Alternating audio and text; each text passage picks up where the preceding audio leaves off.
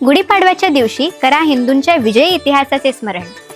नमस्कार, सनातन संस्थेच्या वतीने आपले हार्दिक स्वागत करते। गुढीपाडव्यापासून हिंदू नववर्षाचा आरंभ होतो।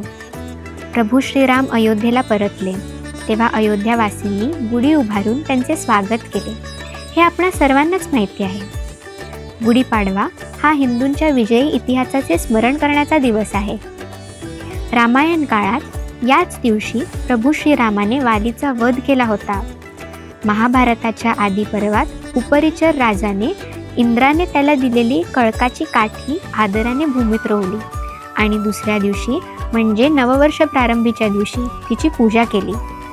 या परंपरेचा आदर म्हणून अन्य राजेही काठीला शेलासारखे वस्त्र लावून तिची पूजा करतात। महाभारतातच खिल पर्वात कृष्ण इंद्रकोपाची पर्वा न करता वार्षिक शकरोत्सव बंद करण्याचा समादेश देतो।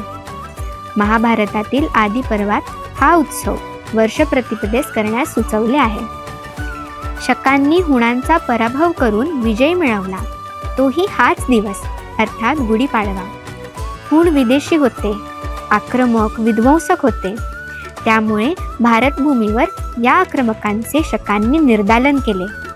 सम्राट शालिवाहनाने आपले शत्रूंवर या दिवशी विजय प्राप्त केला आणि त्या दिवसापासून शालिवाहनशक आरंभ झाले। अशा प्रकारे हिंदूंच्या विजयाचे आणि शौर्याचे या निमित्ताने स्मरण होते। तो दिवस म्हणजे गुढीपाडवा।